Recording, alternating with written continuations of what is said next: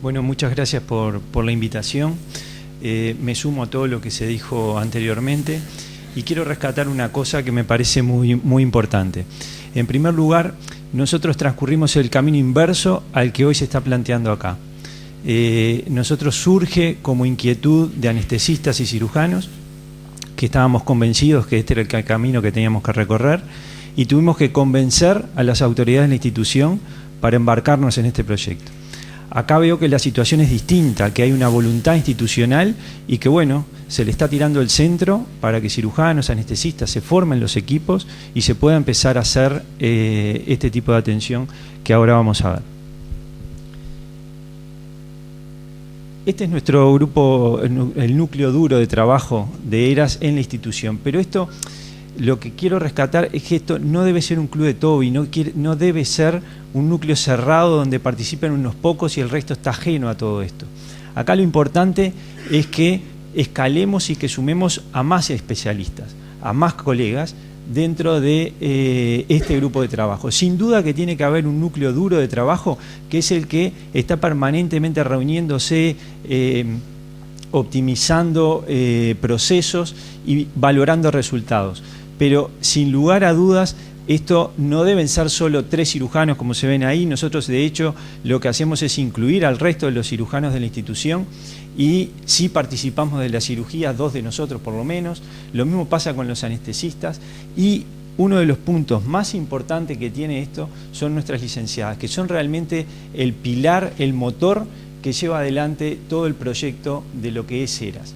Porque ahora van a ver en qué se basa todo esto y el rol que ellas cumplen desde que nosotros captamos al paciente y se los pasamos, le hacemos el pase, le damos los datos a las licenciadas y ellas se encargan no solo de optimizar la valoración preoperatoria de los estudios que tiene el paciente, que todo eso lleva un montón de procesos, como después le va a hablar la doctora Turconi, sino también tener una entrevista y obtener datos que nosotros en una consulta quirúrgica de 15 a 20 minutos no podemos obtener como lo tienen ellas en una hora de entrevista que tienen con el paciente. Si uno tiene que definir rápidamente qué es ERAS, y en definitiva, como se dijo acá y como decía Augusto, que no es solamente un proceso de recuperación del posoperatorio, son medidas que uno va tomando en el pre, en el intra y en el posoperatorio y que en definitiva, a través de prácticas que están basadas en la evidencia, lo que se logra es tratar de optimizar la recuperación del paciente. Es una herramienta que además permite educar, investigar, auditar resultados, y este es un punto clave, y sobre todo es una nueva forma de trabajo en equipo.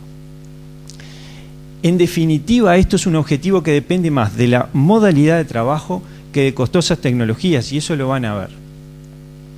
Si se fijan en este grupo italiano, esta es una publicación reciente del 2018, en lo que insisten ellos es que esta es una nueva forma de trabajo multidisciplinario y que los cambios se hacen en función del conocimiento de cómo va evolucionando. Lo que hoy tenemos como una premisa válida, mañana eso puede cambiar y eso debe hacerse en función de la evidencia que hace. ¿Cómo surge todo esto? Y esto surge con Henrik Kellett en Copenhague, en Dinamarca, que es el padre un poco de lo que es la optimización o ERAS, o el fast track, como inicialmente él le llamó. Y el objetivo que él buscaba era realizar intervenciones quirúrgicas sin dolor y sin riesgos. Todo esto a través de lo que es el abordaje multimodal y sobre todo lo que es la optimización del perioperatorio de los pacientes, con un objetivo fundamental que es disminuir la morbilidad posoperatorio y disminuir la respuesta al estrés quirúrgico de los pacientes. Y empiezan a surgir trabajos, y los trabajos son bastante antiguos, y uno de los pioneros en nuestro medio en traer todo esto es el profesor Luis Carriquiri, que intentó instalar esto en el Hospital Maciel en el año 2000, 2001, y fracasó porque en definitiva no pudo formar un equipo. Tenía mucha voluntad desde el punto de vista quirúrgico, no acompañó la parte anestésica y por otro lado no había un equipo de trabajo que pudiera llevar adelante esto. Y el objetivo por el cual se crean todo este tipo de cosas es porque hay una, claramente y sobre todo en la cirugía digestiva y en particular en la colorectal, hay un retraso en la recuperación posoperatoria porque hay un inadecuado manejo del dolor, hay una disfunción intestinal con hilio posoperatorio, con vómitos, con distensión abdominal e inmovilización, que eso lleva a que los pacientes estén más tiempo en cama, que no se levanten, que no puedan retomar la vía oral y que en definitiva los posoperatorios sean menos confortables y más penosos. Un poco la evolución de lo que fue desde el año 97 hasta ahora. Esto empieza con Kellett, siempre en los países nórdicos. Esto es bien de las cabezas sajonas, es la estructuración en la forma de trabajo y que es uno de los puntos fundamentales. Henry Kellett entonces en el 97 es el que empieza a mostrar los protocolos de rehabilitación multimodal y en el año 2001 empiezan Ole Lindqvist de Suecia y Ken Fyron de Edimburgo, empiezan a madurar lo que es la formación de la Era Society, que recién se forma después en el año 2010. Y si seguimos un poco en adelante y llegamos hasta ahora, hasta el 2017, tenemos que se forma Eras Latinoamérica, Eras Latam, liderados por un anestesista del Hospital Italiano de Buenos Aires, que es el profesor Adrián Álvarez, que fue quien nos implementó y nos ayudó a formar el programa en nuestro medio y que es el presidente hoy por hoy de Eras Latinoamérica. Y en definitiva esto se crea en el año 2017, en octubre del año 2017. También en nuestra institución tenemos a Ole Lindqvist ahí, tenemos a Nicolás de Martins, que es el jefe de cirugía de Lausanne, Suiza, y Adrián Álvarez, y ahí se crea Eras Latinoamérica, donde participan colegas de Brasil, de Chile, de Argentina, de México, de Colombia. Hay múltiples sociedades representadas y grupos Eras representados en Eras Latam. Pero cuando uno habla, y como decía Augusto, esto no es solo para la cirugía colónica, nosotros empezamos esto para la cirugía colorectal, necesariamente tiene que hablar de protocolos de trabajo y tiene que tener una guía y definir en base a qué va a actuar. Y estas guías se hacen basadas en la evidencia. Hay varias sociedades que participan en la elaboración de esas guías. Tenemos a de Martins, a Lindqvist en la elaboración de esas guías. Estas son del 2013 publicadas en el World Journal. Hay también para cirugía rectal y pélvica, pero lo hay para lo que quieran. Si quieren cirugía de laringe, cirugía de tórax, cirugía hepatobiliopancreática, hay guías para todo y hay eras para todo. Entonces, lo otro importante a rescatar de todo esto es que eras son un conjunto de medidas que vamos tomando pre, intra y posoperatorias y que si se fijan no hay nada raro. Es todo cosas que las que hacemos habitualmente, es una forma distinta nada más de trabajo. Y fíjense, el counseling, que es simplemente la información que recibe el paciente preoperatorio, evitar el ayuno prolongado, realizar la profilaxis antibiótica, la carga de carbohidratos, son medidas muy simples, simplemente que las tenemos que realizar. Y vamos a ir analizando cada una de estas y por qué, de dónde sale todo eso. El counseling es simplemente un anglicismo que, traducido al español, es la información que recibe el paciente previo al ingreso. O sea, la licenciada tiene una entrevista con el paciente que dura aproximadamente una hora y media, en la cual le va a ir transmitiendo cada uno de los procesos que va a ir llevando antes de operarse, durante la cirugía y después. Por ejemplo, el paciente va a llegar a la sala de operaciones sabiendo que el anestesista, que ya lo vio en la policlínica, le va a hacer una analgesia, una punción en la espalda para hacer analgesia epidural con morfina, que eso le va a dar mayor confort en el posoperatorio porque va a tener menos dolor. Entonces, ese tipo de cosas el paciente ya las sabe desde antes, va a saber que en el posoperatorio se tiene que levantar, se debe levantar, cuánto tiempo se tiene que levantar, cuándo va a poder tomar líquidos, cuándo va a poder comer y cuántos van a ser sus criterios de alta. El paciente él mismo se da el alta. Nosotros muchas veces llegamos y están con el bolso preparado y les dicen, doctor, ya comí, tomé líquidos, estoy caminando, no tengo dolor, expulso gases, todavía no movilicé, pero estoy pronto para irme. Porque el paciente ya fue instruido en eso y por eso es fundamental la labor que realizan nuestras licenciadas. Porque con el counseling nosotros logramos disminuir la ansiedad y optimizamos la recuperación posoperatoria. Para ello, ellas se basan en folletos, en información multimedia y en un diario que tiene cada paciente donde se le explica todo este tipo de cosas en forma sencilla y donde tienen que anotar día a día la ingesta que realizan, cuántas horas se movilizaron, las escalas de evaluación de visual analógica de dolor, para poder cuantificar eso, lo mismo que con las náuseas y con los vómitos. Esto tiene un grado de evidencia que es bajo, pero el grado de recomendación es muy fuerte. Recuerden que todo esto está basado en la evidencia. Y en definitiva esto no genera ningún daño al paciente, pero sí mucho beneficio. Lo otro es la optimización del preoperatorio. Si un paciente ya venía realizando ejercicio físico, tenemos que estimular a que lo siga haciendo.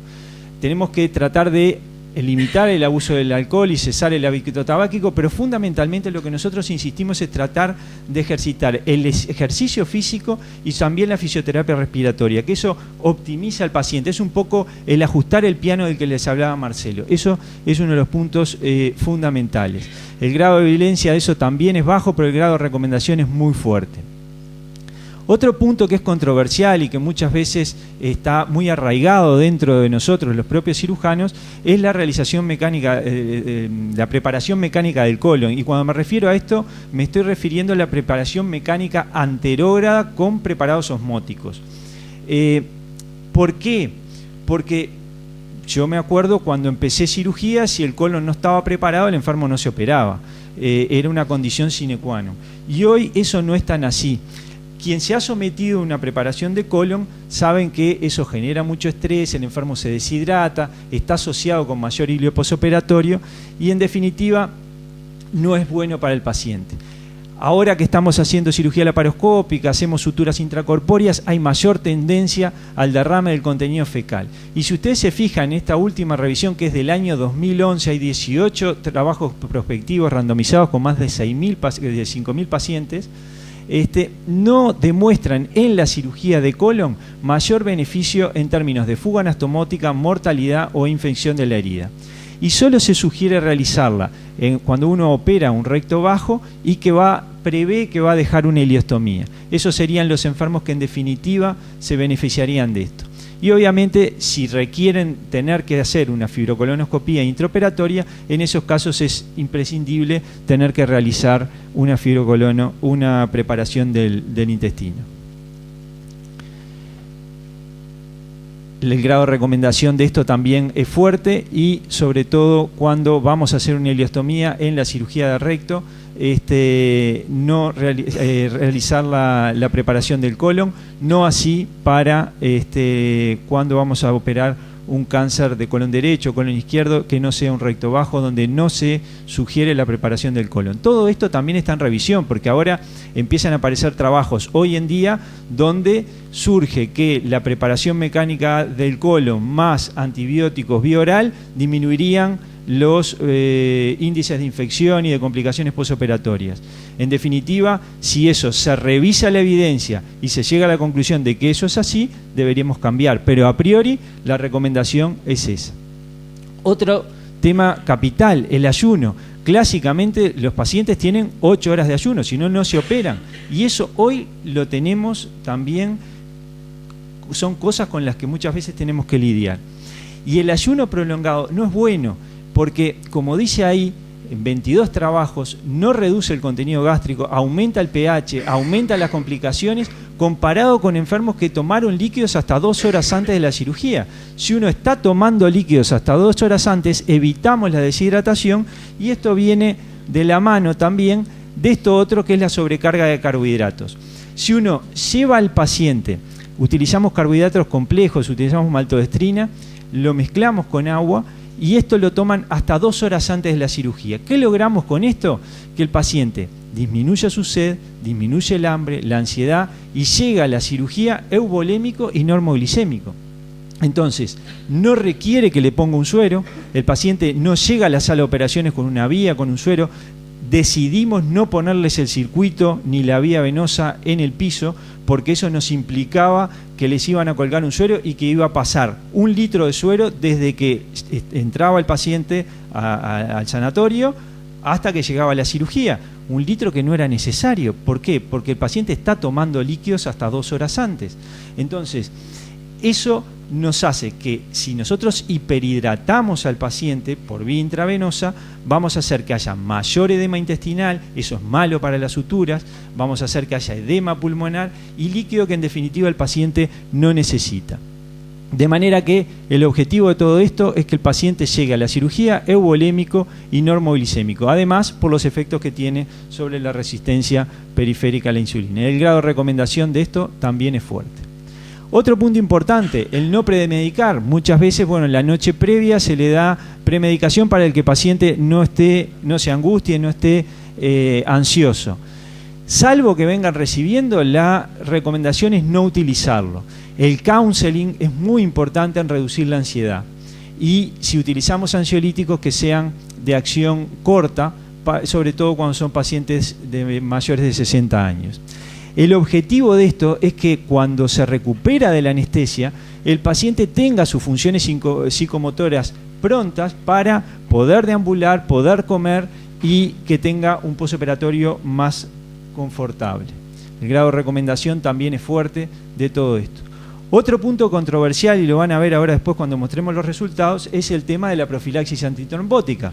Los cirujanos nos negamos prácticamente, creo que es por disciplina partidaria, a hacer profilaxis antitrombótica, porque siempre argumentamos que a nosotros se nos mueren los pacientes de falla de sutura y no de tromboembolismo pulmonar. Pero la evidencia dice que reduce la prevalencia de trombosis venosa y tromboembolismo pulmonar sin aumentar el riesgo de sangrado, y que si a eso le sumamos medidas compresivas como son las medias elásticas y la compresión neumática intermitente, disminuimos ese riesgo. ¿Y por cuánto tiempo? Y hoy se habla de la profilaxis extendida hasta 1 mes después del posoperatorio, pero con una salvedad. Estos fueron trabajos que están realizados todos sin protocolos ERAS y sin cirugía laparoscópica. No sabemos qué es lo que pasa en pacientes que se les hace el protocolo ERAS y cirugía laparoscópica. ¿Por qué? Porque a todos les estamos haciendo tromboprofilaxis. Tal vez en algún momento tengamos que cambiar. Y sobre todo por esto, fíjense, deberíamos tratar 200 pacientes con tromboprofilaxis para prevenir una tromboembolia pulmonar sintomática. O sea, el costo que esto tiene es muy importante. Esto sumado a las 4 semanas que le vamos a hacer. Esas son cosas que también uno tiene que tener en cuenta y evaluar. El grado de recomendación igual hoy es muy fuerte y por eso la seguimos realizando. La profilaxis antibiótica, que todos le hacemos antibióticos profilácticos a los pacientes, eso no cabe la menor duda. Una dosis única preoperatoria, pero este es el punto capital, 30 minutos antes de la cirugía. Clásicamente lo que sucede es que el cirujano empieza a cortar la piel y le pregunta al anestesista, ¿le hiciste ese antibiótico? No le hice, o le hago. Y en ese momento no es el momento óptimo, tiene que ser 30 minutos antes de incidir la piel. Entonces, ¿qué es lo que hacemos? El paciente llega a la sala de operaciones, llega sin circuitos, sin suero. En ese momento que llega la recuperación anestésica, se le pone la vía, se pesa al paciente y se le pasa el antibiótico. Usamos la pauta del Ministerio de Salud Pública, los 3 gramos de ampicilina sulbactam. ¿Qué pasa en el intraoperatorio? Acá no me voy a extender mucho porque la doctora Turconi después les va a hablar, pero simplemente recordar y jerarquizar que uno tiene que tener un protocolo estandarizado, tiene que tener determinadas pautas de trabajo. Por ejemplo, si va a ser cirugía abierta, la recomendación es utilizar el catéter torácico epidural. Esto es un gran lío porque el manejo de esto en sala muchas veces es un problema. Entonces, a veces los enfermos ingresan a los cuidados intermedios para el manejo de un catéter peridural. Es un gran lío. Nosotros hacemos poca cirugía abierta, la mayoría de la cirugía colorectal, o casi toda, se hace por vía laparoscópica. Entonces, prácticamente no utilizamos el catéter epidural torácico o Si se usa, lo que se hace es, cuando se despierta el enfermo, se ve cómo está de dolor, se tutela por parte del anestesista una dosis más de analgesia intrarraquídea y con eso, en ese momento, luego retiran el catéter. Pero con la cirugía laparoscópica esto no es tan necesario. Entonces, la simple realización de anestesia epidural espinal con opioides en base a morfina es suficiente. Otro punto importante es restringir el aporte de volumen, que era lo que hoy les decía. No hiperhidratar al enfermo. A veces estos enfermos, una cirugía tranquila, una colectomía común, lo que ellos lo manejan con 400, 500 centímetros de volumen y más nada. Si le pusieron un suero, le van a tener en sala, van a venir con 1 litro más lo que le hagan intraoperatorio. Y eso no es bueno. Utilizar opiáceos de acción corta. ¿Por qué? Porque estos generan más vómitos, más hilio posoperatoria. Cosas tan simples como mantener la normotermia. Yo les pregunto, ¿a alguien le cabe duda que la hipotermia genera varios problemas en lo que es la recuperación de los enfermos, en los mayores índices de sangrados, en infección de la herida, en eventos cardíacos? ¿Y por qué no tomamos estas medidas? Y no solo para estos pacientes, para todos. Yo les sugiero y vayan por el blog y van a ver cirugías mayores y los sueros no se calientan, no se le colocan calentadores a los pacientes, no se pone la sala a 23 grados. Nosotros somos extremadamente obsesivos en eso, en que cuando el paciente ingresa a la sala esté a 23 grados. El aire acondicionado se prende después, cuando está el paciente cubierto, que se tomaron todas las medidas para la profilaxis de la hipotermia, porque después que se enfría un paciente no es tan sencillo calentarlo. Entonces el objetivo es evitar esa hipotermia. Y para eso obviamente tenemos que en el intraoperatorio controlar la temperatura, cosa que tampoco se hace. Otras cosas, la profilaxis de náuseas y vómitos. Este es un punto capital. La causa más frecuente de que los pacientes no retomen la vía oral es esta, y puede ser más angustiante que el propio dolor. Y muchas veces es un efecto secundario de los opioides, por eso se recomienda los opioides de acción corta. Y acá hay medidas farmacológicas que probablemente casi todos los anestesistas la toman, que es la dexametasona, el ondansetron, pero hay también medidas no farmacológicas. Y estas de evitar el ayuno y los carbohidratos son muy simples y que en definitiva contribuyen a disminuir esas náuseas y vómitos, y el grado de recomendación de eso es muy fuerte. Sin duda que esto no es exclusivo para la cirugía laparoscópica, se puede hacer y se debe hacer también para cirugía abierta porque los enfermos van mejor. Pero indudablemente los beneficios que tiene la cirugía laparoscópica es reconocida por todo el mundo. Incluso se argumenta que a lo que agredimos menos al paciente, y hay trabajos en base a esto, se podría disminuir la inmunodepresión posoperatoria con los beneficios, sobre todo en los enfermos oncológicos, que esto tiene. Para la cirugía del colon, el grado de recomendación es alto. Para la cirugía del recto, lo que se sugiere es que sea en centros que están especializados, que auditan sus resultados y que obviamente están controlando cada uno de los procesos que se van realizando y si tienen los mismos resultados por cirugía abierta que por cirugía laparoscópica. El uso rutinario de la sonda nasogástrica en el posoperatorio debería estar perimido. No tiene ningún sentido poner una sonda nasogástrica en el posoperatorio como profilaxis. Si el paciente vomita y no se corrige con las medidas habituales, recién ahí colocamos la sonda. Pero de todas formas, muchas veces se ponen las sondas en forma profiláctica. El manejo perioperatorio de los fluidos, esto es vital para optimizar los resultados de la cirugía y continúa siendo uno de los aspectos más controvertidos, porque acá nosotros tenemos que manejar la hipovolemia, lleva hipoperfusión de tejido y eso obviamente que no es bueno. La hipervolemia va a llevar edema intestinal, edema pulmonar y obviamente que tampoco. Entonces tenemos que tener un paciente que esté normovolémico y eso no es fácil y muchas veces los anestesistas requieren mantener la presión intraoperatoria y en vez de utilizar aporte de volumen, utilizan vasopresores a bajas dosis. Los fluidos posoperatorios también deben ser minimizados. Tenemos que lograr que el paciente pueda tomar por vía oral porque eso va a captar el líquido que realmente necesita, y no aportarle y no hiperhidratarlo. Y nosotros usamos ERAS plantea una cosa muy sencilla, que es el control diario del peso, y esto es muy elocuente. Uno pesa al paciente en el preoperatorio inmediato, lo pesa al otro día, y aún con restricción de volumen pesan 1 kilo, 1,5 kilos más. Y al segundo día, si todo va bien, donde ya le suspendimos los sueros, empiezan a bajar el peso del paciente. Y al tercer día, que ya está comiendo, está caminando, no tiene sueros, recupera el peso inicial. Y eso se ve muy bien en las curvas de peso que se le hace a los pacientes. El uso de drenajes, este es otro tema. Los cirujanos, un drenajecito siempre nos gusta dejar, pero la evidencia dice que en el colon y en el recto intraperitoneal no tiene ningún sentido, y de hecho ya no los usamos. Evitamos su uso. ¿Por qué? Porque es una limitante más para el paciente que le dificulta la movilización y no aporta ningún beneficio. En el recto subperitoneal hay un poco menos de evidencia, y se puede dejar, sobre todo en esos pacientes que le hicimos radioterapia, que la disección es un poco más cruenta y trasuda un poco más, dejamos el drenaje por 24 o 48 horas. Con la sonda vesical. La sonda vesical, ¿por qué la dejamos? Porque en definitiva estos pacientes, como le hacemos anestesia epidural, tienen mayor riesgo de hacer una retención aguda de orina. Por eso es que la dejamos 24 horas y al otro día se retira. Hay pacientes que tienen mayor riesgo de retención aguda, como son estos, hombres con prostatismo, neoadyuvancia. A esos, igual, de todas formas, también la retiramos. Y si surge alguna complicación, se recoloca la sonda, pero la tendencia es a sacar la sonda a las 24 horas y ver qué es lo que sucede. El grado de recomendación de todo esto es débil, pero es la forma en que nos manejamos.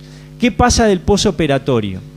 Acá lo que tenemos que hacer, nos tenemos que acordar de que nosotros partimos, nuestra estrategia de analgesia es la analgesia epidural en el intraoperatorio, y tratamos de evitar los opioides en el posoperatorio. ¿Por qué? Porque, como reiteramos, los opioides generan vómitos e intolerancia digestiva, y entonces el minimizar el uso de opioides hace que el hilio posoperatorio sea menor. Entonces nos manejamos. Si se tiene el paracetamol intravenoso, nosotros en la institución no lo tenemos, es la recomendación. Y si no, los antiinflamatorios no esteroideos. Nosotros nos manejamos con ketoprofen y dipirona en bomba. Eso los dejamos 24, las 48 horas, ya en el segundo día se empieza a suspender, y con eso en general los pacientes van bien. Y ya al tercer día, en general, si no hubo ninguna complicación y las cosas van por su camino habitual, ya pasan a la analgesia bioral. El nivel de evidencia de esto, entonces, que era lo que le decía hoy, para la cirugía abierta, la analgesia epidural torácica. Para la cirugía laparoscópica ella no es esencial, y sobre todo el uso de antiinflamatorios no esteroideos, el grado de recomendación de eso es muy fuerte. Otro punto capital son los cuidados nutricionales perioperatorios, y por eso tenemos una licenciada en nutrición que se encarga de todo esto. La evaluación del riesgo nutricional, y hay escalas para medir el riesgo, y si aparecen en esas medidas, alteraciones de riesgo nutricional, se toman las medidas pertinentes para la corrección, con complementos nutricionales y siempre estimulando la realimentación precoz. Y acá nosotros debemos reconocer que realmente se piden muchas cosas en el protocolo que después en la práctica, por lo menos nosotros, todavía no lo podemos cumplir, pero eso lo vamos a ir viendo. Fíjense, acá les sugieren para la cirugía rectal 4 horas después una dieta, lo que el paciente quiera, alguna dieta liviana de lo que quiera comer, que uno dice, a los 4 horas de operado empezarle a dar líquidos o que coma alguna cosa parece demasiado mucho. Sin embargo, esto no es tan descabellado. Fíjense, Rux en el año 1907 les plantea un poquito de champagne 2 horas después de la cirugía. La movilización precoz, sin lugar a dudas, todos saben el riesgo de tromboembolia pulmonar, de resistencia a la insulina, la pérdida de masa muscular. Lo ideal y la recomendación es que se levanten 2 horas el día de la cirugía. Yo les pregunto, posoperatorio, 2 horas levantado, es bravo, ¿no? A uno le cuesta. Nosotros peleamos contra eso porque le ponemos que se levanten, el paciente de repente se siente bien, pero la licenciada en el piso que no está entrenada, y por eso la labor de Jacqueline es muy importante, porque hace esa educación incidental en la que tiene que ir por todos los pisos tratando de romper paradigmas. Que dejen al paciente levantarse, y por lo menos 2 horas. Reconozco que esto no es sencillo y no todos lo logran, pero si se quiere levantar, se puede levantar, no hay ningún problema y le va a ser beneficioso. Y durante 6 horas hasta el alta. Y ahora van a ver cuando veamos los resultados qué pasa con esto. El grado de recomendación de esto es muy fuerte. Pero ¿alcanza en definitiva solo con aplicar medidas del protocolo para decir que estamos haciendo ERAS? Y ya les digo que no. Si ustedes no tienen un sistema de auditoría, esto es imprescindible para evaluar los resultados, que debe ser en forma sistemática y frecuente. Y por eso nosotros tenemos una reunión de 1 hora todas las semanas. Y no se suspende por nada. El objetivo es ver la adherencia al protocolo y las medidas que tenemos que modificar para mejorar procesos. Ahí es donde nosotros vemos dónde es que estamos fallando, qué es lo que nos está pasando. Venimos bien, estamos cumpliendo con las medidas, no estamos cumpliendo, y ahora se lo voy a mostrar con los resultados. Además nos va a permitir mostrar nuestros resultados a los administradores, a la comunidad médica y también a nuestros pacientes, que el paciente que venga sepa qué resultados tenemos, se lo podemos mostrar. Este es el Audit System y esto es una de las patas fundamentales de lo que es ERAS. Cuando nosotros ingresamos, esto está online, tenemos clave cada uno de los integrantes para el acceso a esto, y esta es la pantalla que se nos despliega cuando queremos ver nuestros resultados. Fíjense esto era de acá, 84 pacientes de 140 que son los que hay cargado hasta el día de hoy.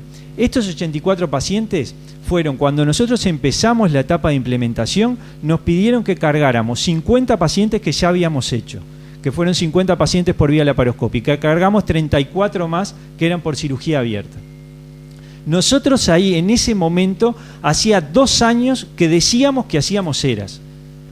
Teníamos el protocolo y decíamos que aplicábamos el protocolo. Cuando cargamos esos datos en la base, los resultados que nos arrojaron fueron estos. Nos decía que nuestra adhesión al protocolo era del 34,8%. O sea, de todas las medidas que les mencioné anteriormente, solo aplicábamos la tercera parte. Estábamos con números en rojo. ¿Y qué pasaba con los resultados? Cuando mirábamos todos los laparoscópicos y los abiertos, teníamos 9,4 días de internación. ¿Y qué pasaba con las complicaciones? 9,5% de complicaciones mayores y 7,1% de fuga anastomótica. Entonces, después que empezamos a hacer ERAS, empezamos a revisar también qué es lo que nos sucedía. Entonces, acá tienen los 56 pacientes que son del último año de la etapa de implementación del programa. ¿Y qué pasó? Fíjense la compliance, que es la adhesión que tenemos nosotros al protocolo, es decir, qué medidas estamos cumpliendo del protocolo. Y primero, la curva se mantiene estable y siempre alrededor del 73-74%, o sea, estamos en números que son los deseables. Nunca vamos a llegar al 100%, pero sí estar en números deseables que son estos. ¿Y qué pasó con nuestros resultados? Y acá, fíjense, la estancia principal pasó a 4,4 días. ¿Y qué pasó con las complicaciones? Y tuvimos 1,8% de mortalidad, pero fíjense esto, nos empezaron a aparecer 51% de complicaciones menores. ¿Y esto de dónde sale? Y claro, si ustedes se fijan, lo que pasa es que ahora empezamos a registrar. Entonces, las náuseas y los vómitos, 14%. Herida infectada, que no se registraba, 14%. Dolor, que no se registraba, 11%. O sea, tenemos datos. Podemos decir qué es lo que nos está pasando. ¿Y qué nos pasaba con las complicaciones? Fugas anastomóticas, que es nuestro gran problema, 5,4. ¿Y por qué esto está tan alto? Si no nos parece que nos fallaran tanto. A ver, ¿qué es lo que está sucediendo? Vamos a revisar eso. Y nos fuimos a revisar. Entonces, acá llegamos a esta etapa. Seleccionamos cuáles son los pacientes que tienen fascia sutura. Y acá vemos una hemicolectomía izquierda. Fuimos a ver qué era este paciente. Este paciente, hemicolectomía izquierda, al mes reingresa, tenía dolor y fiebre, tomografía, colección perianastomótica, punción percutánea y resolución. Segundo paciente, amputación abdominoperineal. ¿Y qué fuga puede tener una amputación abdominoperineal? Y esto era un paciente que tenía un tumor de recto grande que infiltraba la próstata, hubo una resección parcial también de próstata e hizo una lesión de las vías urinarias, una lesión de uretra que se resolvió al final con una sonda vesical que la tuvo durante 5 o 6 meses, y cuando lo iban a operar los urólogos para reparar la fístula, sacaron la sonda y se le curó la fístula. Esto es una falla del sistema de auditoría, pero en definitiva hoy nosotros tenemos conexión con ENCARE, que es el que hace el programa de ERAS, y podemos mandar estos datos a los programadores y ellos arreglan lo que sucede en el sistema cuando pasan este tipo de cosas. Este otro paciente, una resección anterior de recto, ¿qué pasó? Este fue el paciente que falleció, que hizo un infarto intestino mesentérico en el posoperatorio, que en realidad estrictamente no era una falla de sutura.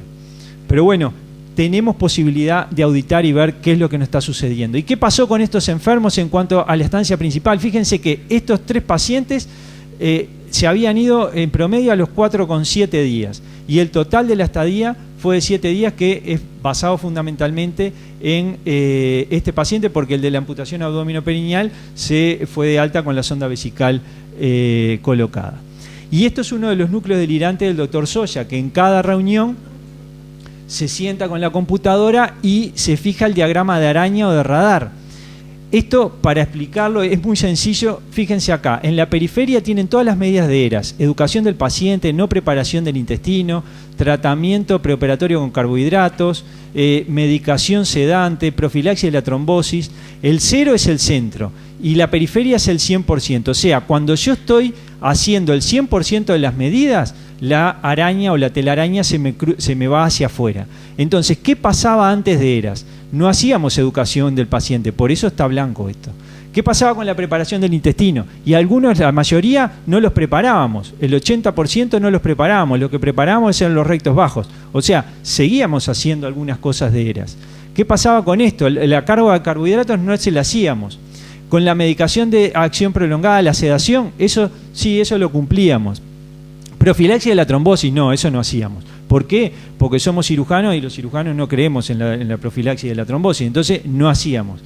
Entonces, fíjense cómo es una araña que es pobre, no llegan al 100% de las medidas. Entonces, ¿qué pasó después cuando nos fuimos al post-ERAS? ¿Qué pasó en este último año? Y vean que la araña va creciendo, no crece del todo, pero crece. ¿Qué pasa? La educación del paciente, 100%, no preparación, casi 90%. Miren la profilaxis de la trombosis. Vinieron los anestesistas y nos dijeron, hay que hacer profilaxis de la trombosis. No estamos cumpliendo con las medidas del protocolo. Está escrito, hay evidencia de que hay que hacer tromboprofilaxis. Bueno, pongámosle tromboprofilaxis. ¿Por qué no llegamos? Y porque los primeros pacientes lo hacíamos sin tromboprofilaxis. ¿Qué pasa acá? Fíjense, acá hay una cosa blanca, no llega acá. Opioides de acción, no utilizar opioides de acción larga. El fentanil, ¿qué es lo que utilizamos nosotros? ¿Cuál es la sugerencia? Utilizarlos de acción corta, el remifentanil. La institución no nos permite la utilización del remifentanil, es para casos muy seleccionados, entonces tenemos que evangelizar, tenemos que ir a convencer a las autoridades de la institución a que hay que ir a hacer remifentanil, porque tenemos que cumplir con las medidas del protocolo y porque además es más beneficioso para nuestros pacientes, porque van a vomitar menos, vamos a tener menos complicaciones, pero como tenemos que convencer, tenemos que sacar los costos. ¿Cuánto sale una ampolla de fentanil? ¿Cuánto sale una ampolla de remifentanil? Si uso remifentanil, ¿voy a usar agentes inhalatorios o no voy a usar? No sé, eso se encargan todos nuestros anestesistas, que hacen todos los números y tienen que convencer a las autoridades de la institución. Y fíjense de este lado del gráfico, el aporte energético en el día de la cirugía. ¿Qué era lo que les decía? Una cosa es lo que está escrito y después la realidad. Y nosotros vemos que el día de la cirugía y solo el 20% llegan a las calorías que realmente pide el protocolo. La gran mayoría no. La movilización el primer día y solo se mueven el 20%. Estos son los puntos donde nosotros tenemos que insistir y es en eso donde tenemos que mejorar y por eso es que necesitamos tener resultados y por eso es que necesitamos tener el Audit System, porque si no, no sabemos qué es lo que nos está pasando. Entonces, acá es donde nosotros tenemos que trabajar. El día 1 de la intervención ya crece, y empiezan a moverse. Fíjense, movilización acá andamos alrededor del 50%. El segundo día ya creció mucho más. Llegamos al 60-70% casi. ¿Por qué? Porque la gran mayoría de esos pacientes ya están en condiciones muchas veces de irse de alta. Y otra de las fallas, por ejemplo, que tiene el sistema, acá vieron que hay una parte blanca, que es el seguimiento a los 30 días. Obviamente que seguimos los pacientes a los 30 días y mucho más. Y Jacqueline hace el seguimiento mucho más exhaustivo de lo que pide ERAS.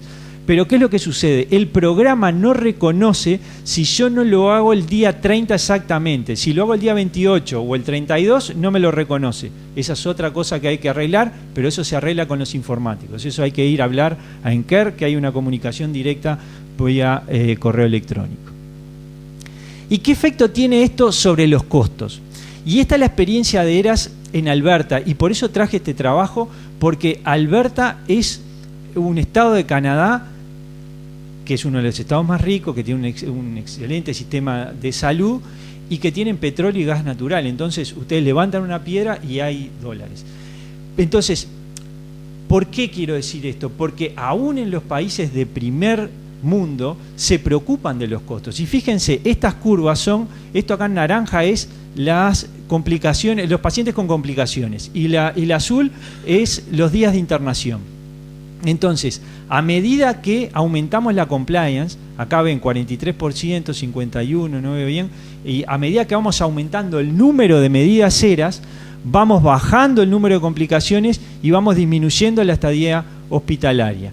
Y por otro lado, ellos que tienen mucho dinero, calculan, estos fueron 5 hospitales, unos 1.300 enfermos, acá, y calculan un ahorro neto de entre 2.800 a 5.800 dólares por paciente. Multiplíquenlo por los 1.300 que fueron operados y tienen los resultados. ¿Qué pasó en Suiza, en Lausanne, de Martins? También 1.600 euros, aún en la etapa de implementación del programa.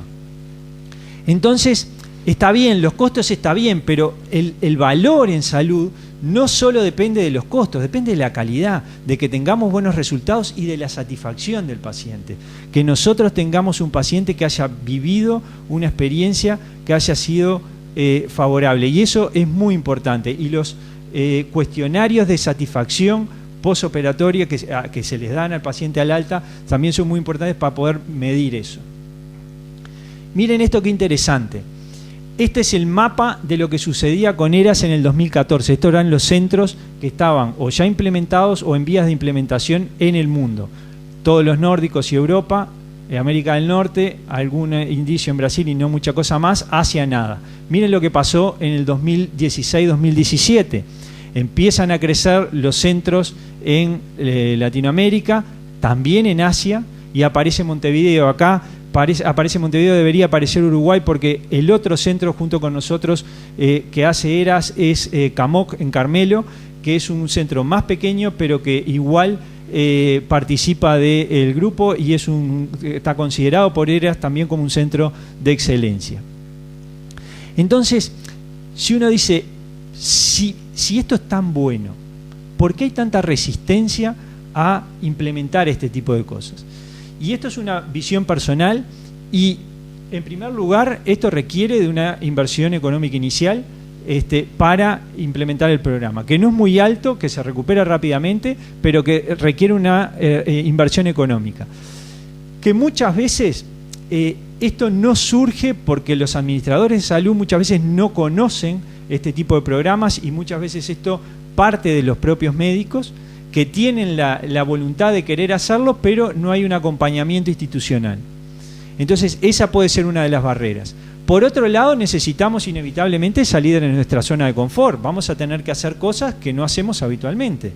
Entonces, eso también es ese temor o ese miedo al cambio que a uno muchas veces lo lleva a que no quiera realizar grandes cambios en su forma de trabajo o en su vida. Y por otro lado, acá empezamos a desnudar nuestras miserias. Yo empiezo a ver qué es lo que me está pasando. Si se me mueren los pacientes, si me fallan las suturas, si se me complica. Entonces, es en definitiva una cierta resistencia que hay por todo este tipo de cosas, porque estamos mostrando nuestros resultados. Lo estamos viendo nosotros y lo están viendo otros. Y tal vez esas sean uno de los mecanismos de resistencia. Para finalizar entonces, y para no agobiar más, ERAS es una atención centrada en el paciente, donde obviamente se requiere un protocolo de actuación multimodal, pero eso solo no es suficiente. Es fundamental, y te les diría que es imprescindible, auditar los resultados. Si no auditamos los resultados y los procesos, no estamos haciendo ERAS, y en definitiva, esto es una nueva forma de trabajo en equipo que pasa o deja de ser lo que clásicamente hablamos de que el trabajo multidisciplinario y que cada uno anda por su lado. Esto es realmente un equipo donde yo confío en cada uno de los integrantes de ese equipo y delego las responsabilidades, y hay cosas en las que yo ya no me preocupo. Yo ya sé que Jacqueline, nuestra licenciada, va a pasar visita al otro día, pasamos juntos, muchas veces ella llega antes. Yo ya sé porque a través de un grupo de WhatsApp del equipo se van pasando las distintas noticias de las cosas que van sucediendo con el paciente, y cuando llego ya el paciente va a estar levantado, le van a haber sacado la sonda vesical, le van a estar dando los líquidos. O sea, estamos trabajando en definitiva de otra forma. Esta no es la atención del cirujano individual. Muchas veces los pacientes conocen más a Jacqueline que lo que me conocen a mí. A veces algunos ni siquiera me conoce el nombre, pero a Jacqueline sí le identifican y sabe que es Jacqueline, y es su patrón de referencia. Y eso es muy importante. Y es vital para nosotros, no solo el trabajo con las licenciadas, sino también con los anestesistas, donde también tuvieron que cambiar un montón de cosas. ¿Por qué? Porque, por ejemplo, para la cirugía laparoscópica, nosotros tenemos los pacientes con los dos miembros superiores a ambos lados del cuerpo. Eso es un gran lío. ¿Por qué? Y porque nosotros necesitamos eso para poder circular alrededor del paciente. Pero para el anestesista no tiene acceso a las vías. Entonces, eso genera determinados conflictos. Entonces, hay determinadas medidas que uno tiene que adoptar para que eso se cumpla. Y entonces, si no estamos todos consustanciados con lo que hacemos, esto no funciona. Y por eso es que esto es una nueva forma de trabajar en equipo. Muchas gracias.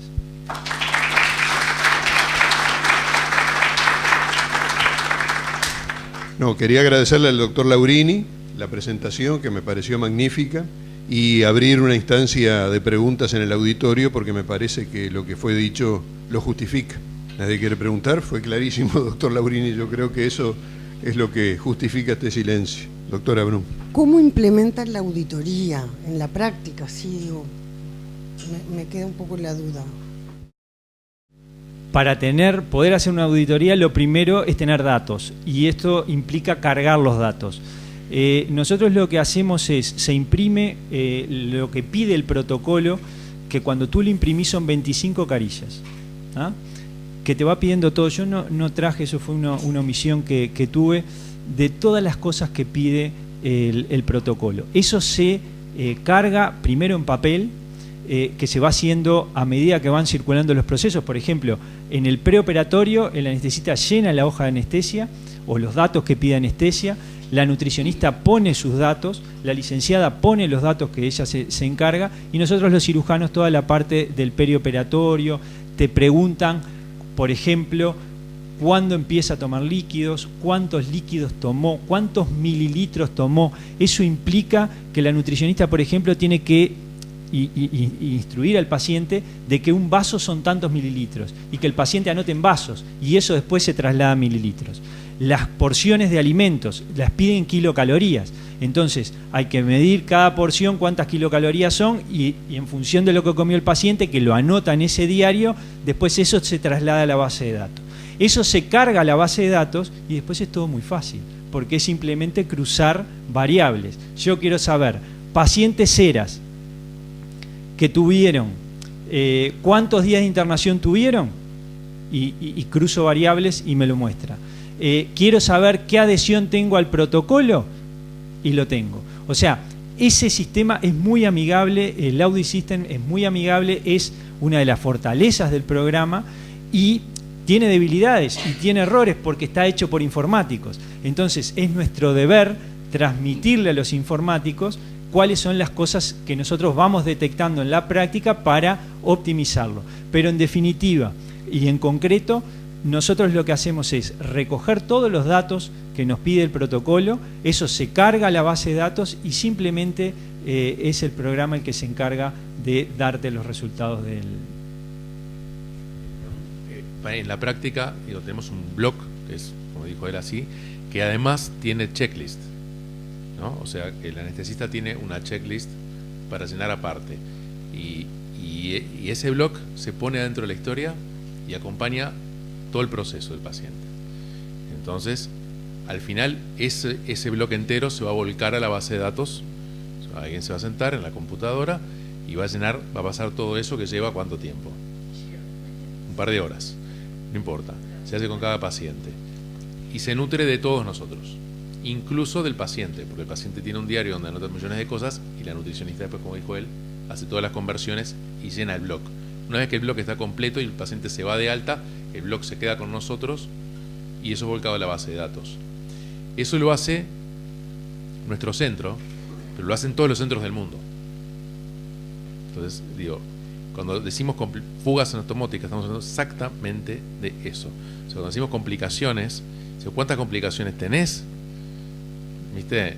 Y yo te digo, de 10% de complicaciones graves, todos los centros del mundo saben de qué estamos hablando exactamente, porque es exactamente el mismo. Entonces es un lenguaje común para todos, que si nosotros hablamos de qué complicaciones tenemos, no me puedes decir un número, yo te digo otro, pero a lo mejor estamos hablando de cosas distintas. Claro.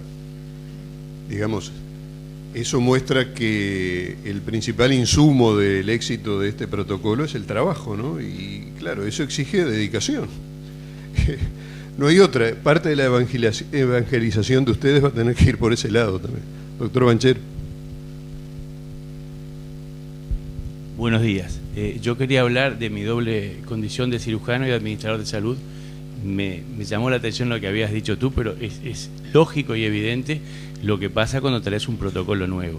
Muchas de las cosas de las que has hablado, yo voy a referirme al final cuando haga la charla última, pero no quiero adelantarlo. Simplemente, como decía Einstein, romper un prejuicio es más difícil que romper un átomo. Que fusionar un átomo. Lo que vos decís es como que invasor, porque si a un cirujano le decís que no va a preparar el colon, que va a hacer profilaxis antitrombótica y que va a sacar la sonda nasocrática precozmente, estás tocando toda una educación, un adiestramiento de años. Entonces no es tan fácil. Y si a un administrador de salud le traes cualquier sistema nuevo, aunque sea brillante, me parece por lo que muestran que es brillante, y vas a gastar, porque vas a gastar inicialmente algunas cosas, pero después se van a sumar otros gastos, porque el fentanilo es relativamente barato, pero el fentanilo es mucho más caro. Entonces, claro, me haces eso, horas de preparación, hay que comprender un poco las cabezas de cada especialidad y de los prejuicios que ya están, o de lo que ya se sabe que va a ocurrir, que es lo mismo que el prejuicio. De todas maneras, me parece brillante y creo que se va a imponer. No va a ser fácil, y sobre todo por lo que dice el doctor Müller, porque lleva trabajo, además de dinero, y no somos anglosajones ni sajones siquiera, y eso no es una cosa menor. Doctor Banchero, usted recordará que nuestro profesor Bolívar Delgado decía que cuando uno percibía un mito tenía que investigar sobre ese mito y derribarlo, ¿no? Yo creo que es un poco lo que han hecho ellos. Doctor Luceyman, ¿alguien más me pidió por acá? En definitiva, lo que a mí me queda claro es que están trabajando y que están haciendo las cosas bien, y que eso es lo más importante, y más en nuestro medio, que todos sabemos las dificultades que tenemos para hacer todas estas cosas. El apoyo de las instituciones es fundamental para hacer esto, y para llevarlo adelante, y para que se transversalice, para que además de que en Carmelo y en Montevideo haya el ERAS, lo podamos implementar en muchos otros lados más, y llegar a ser, no Montevideo, Uruguay, como dijo el compañero. Felicitarlos, porque la verdad, excelente trabajo, y que sigan adelante. ¿Alguien más? Doctora. Buenos días, yo también lo felicito, está excelente todo lo que están haciendo. Quería consultar cómo manejan el protocolo en los pacientes que ingresan a terapia intensiva, porque lógico, muchas de esas cosas no se pueden hacer o se complican bastante.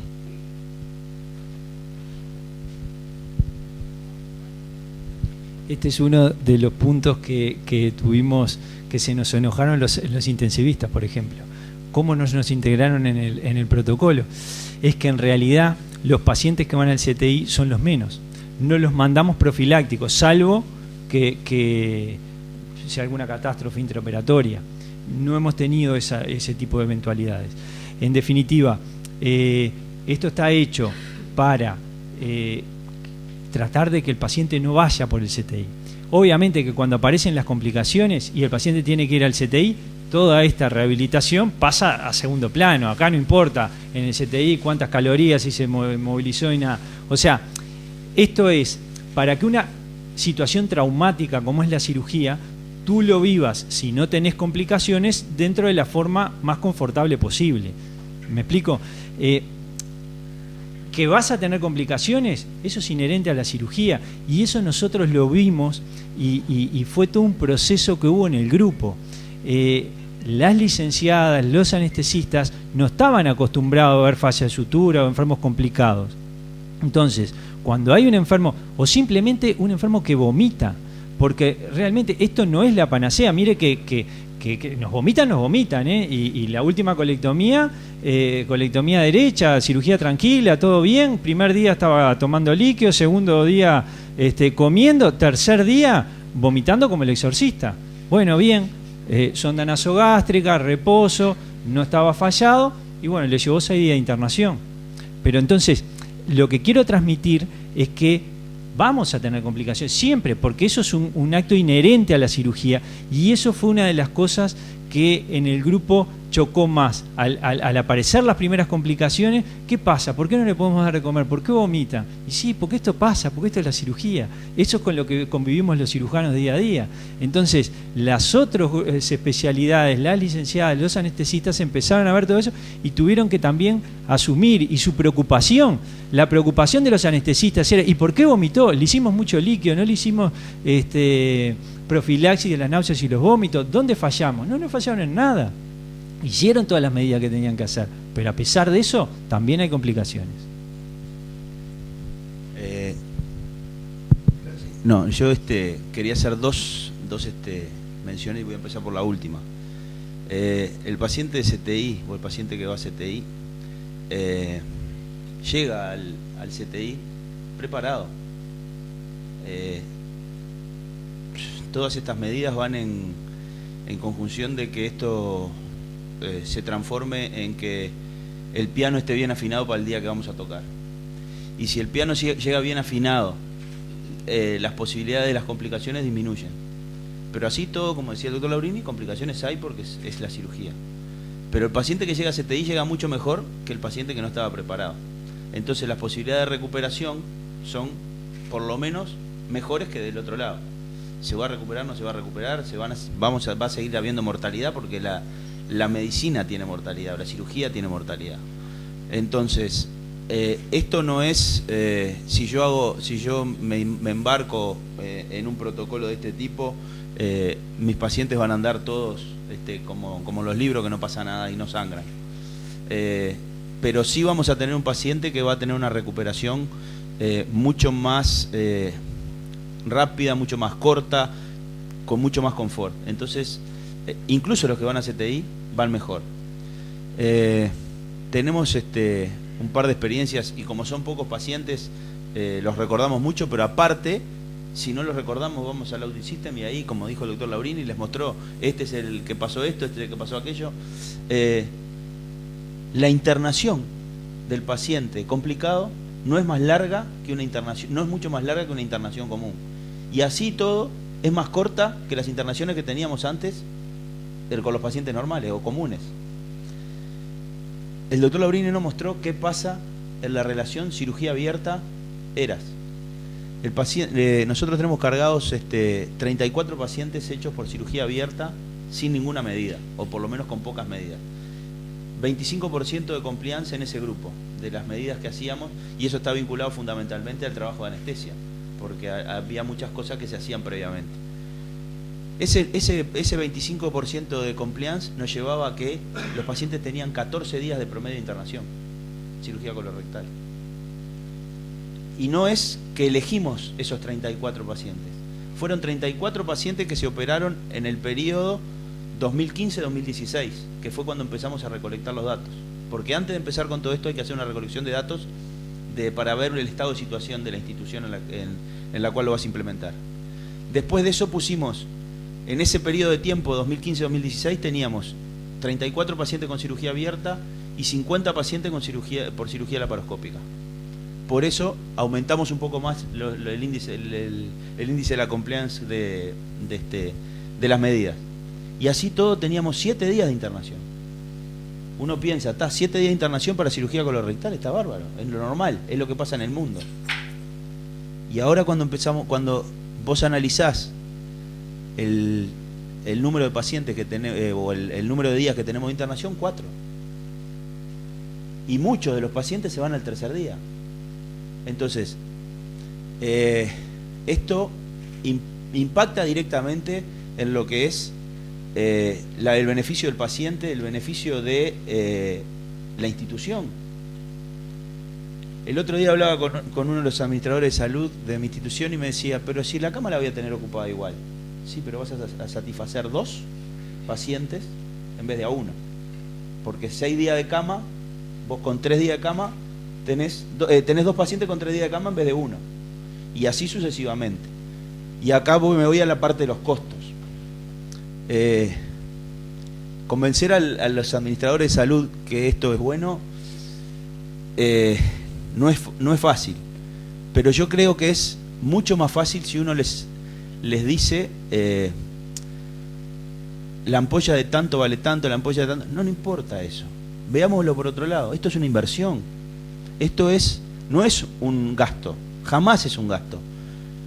Yo les pregunto, ¿cuánto se gasta o cuánto se invierte en un PACS de imágenes para tener un banco de datos de imágenes? Nadie cuestiona eso, porque todos sabemos que se necesita. ¿Cuánto se invierte en esto? Mucho menos que en un pack de imágenes. ¿Cuánto rédito da esto a posteriori? Ahora que están hablando de los centros de especialización o los centros de referencia, ¿no? Es fantástico. Todos en medicina queremos centro de referencia. A uno, si le toca estar internado, ¿a dónde quieres que te manden? Al mejor lugar, ¿no? ¿Cómo se van a elegir los centros de referencia? Si en Uruguay no sabemos cómo nos va. Los únicos que saben cómo les va, y más o menos, son los IMAE, porque si no, no les pagan, ¿no? ¿Cuánto sabemos nosotros de cómo nos va en cirugía? No pregunto otras especialidades, cirugía. ¿Quién sabe cómo le va? Muy pocos, porque no tenemos la costumbre de juntar datos, de auditar. Las tecnologías de información hoy nos pueden dar toda la información que queremos, pero las tenemos que alimentar, y para alimentarlas hay que poner datos, y para poner datos hay que tener tiempo y ganas. Entonces lo primero que hay que buscar para poder implementar esto es gente que tenga empuje y que tenga ganas de hacerlo. Después, gente psiquiátrica como nosotros, ¿ah? que a nosotros no nos pagan por esto, lo hacemos porque nos gusta. Entonces, estar arriba, una reunión semanal de 1 hora, todos los miércoles de 6 a 7 nos reunimos y evaluamos cómo nos está yendo. ¿Pero por qué lo hacemos? Porque estamos convencidos que nuestro paciente va mejor, porque estamos convencidos que si nosotros sabemos cómo nos va, en la institución en la cual trabajamos, va a haber menos gasto. Y ese gasto de un sistema de auditoría, fíjense, piensen en cualquier sistema de auditoría de lo que sea, en el laboratorio. Sistema de auditoría de los exámenes de sangre que se piden. Todos los sistemas de laboratorio tienen hoy en día, saben cuántos gastos, cuántos se piden, cuántos dieron positivo, cuántos dieron negativo, cuánto se gastó. ¿Y por qué en cirugía no podemos saber eso? Se puede, en cirugía y en lo que sea. Las tecnologías de la información nos permiten todo. ¿Y saben qué más nos permite? Saber quién o en qué lugar estamos haciendo mal las cosas para mejorar. Y si no juntamos datos, no auditamos. Si no auditamos, no podemos mejorar. Y en cualquier sistema de atención, en los procesos son así. Y en las empresas es igual. Tenemos que cambiar un poquito la cabeza. Y nosotros los cirujanos, particularmente, que somos muy estructurados, como le decía hoy, Es difícil decirle a un cirujano que el día de la cirugía el paciente tiene que tomar líquido. O decirle al cirujano que el paciente se tiene que levantar, o que no le voy a dejar drenaje, o que no le voy a dejar sonda nasogástrica o una gastrectomía. ¿Cómo voy a hacer? A los que tengo que convencer son a los más chicos, a los que están empezando. Pero alguien tiene que tomar la posta. Entonces hay que empezar de a poco, hay que evangelizar, hay que empezar a contarle a la gente qué es lo que se puede hacer. Y esto que mostró el doctor Laurini de los resultados del sistema de auditoría nos permite saber, el doctor Viola cuando opera, cuánto le sangra a los pacientes. Y dice mi número de funcionario del lugar donde trabajo, para hacerlo un poco más anónimo, y dice cuánto sangra a mis pacientes. De mis cirugías, qué porcentaje en una gráfica de cubos, dice cuánto sangra a mis pacientes y en promedio.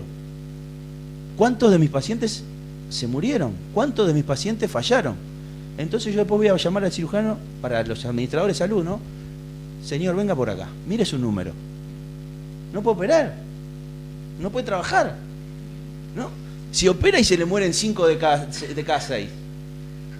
Pero acá en Uruguay nadie sabe qué pasa. Si se mueren, si pasaron 30 días internados, pero me preocupo porque en vez de fentanil quieren usar remifentanil. No existe, porque si uno usa remifentanil, probablemente no tenga que usar inhalatorios para la anestesia. Y los inhalatorios en anestesias es lo más caro. Sale 50 pesos o 100 pesos una ampolla de remifentanil, sale 10 pesos una de fentanil. Claro, 10 a 100 o a 300 si quieren. Pero sale 3.000 el agente inhalatorio. Entonces, es simplemente porque dicen, no, si en vez de 10 me gastan 300 en una ampolla, no le voy a hacer. Pero hay que ver la globalidad. Y esto es lo mismo. Si el paciente en vez de estar internado 7 días está 3, no solamente gastamos menos en que la cama no estuvo ocupada, gastamos menos en personal de enfermería, gastamos menos en materiales de curación, en sueros. El paciente tuvo 4 días menos para tener complicaciones intraoperatorias. Por ejemplo, que se caiga de la cama. ¿Cuánto le sale a la institución? Por ejemplo, que le vayan a dar la dipirona al paciente de al lado y que era alérgico. O como me pasó a mí, que voy a ver un posoperatorio de una resección anterior de recto y le dieron un plato de tallarines la noche de la cirugía. Sí, le vamos a dar de comer rápido, pero no tanto. Claro, porque comió la comida del paciente de al lado. Pero son cosas que pasan. Y si tenemos paciente 4 días menos, tenemos 4 días menos de probabilidad de que le pase. Y eso también es ahorro. Y eso también, entonces, esto no es un tema de voy a gastar. No, voy a invertir. Voy a invertir para que la ecuación final sea menor, para que el valor de la atención de salud sea mejor, y que esto no necesita inversiones locas ni comprar aparatos caros. Entonces, por ahí va la cosa de el ERAS. Entonces, para los administradores esto no es un gasto, sino una inversión. Y para nosotros los médicos es mejorar el perioperatorio para que incluso los que se complican vayan mejor. Este grupo tiene convencimiento y pasión, ¿no? Se nota enseguida. No les voy a cobrar nada este consejo, pero hay otra cosa más, que esa base de datos tan importante que ustedes tienen va a servir como herramienta para la recertificación. ¿Cómo se recertifica un cirujano?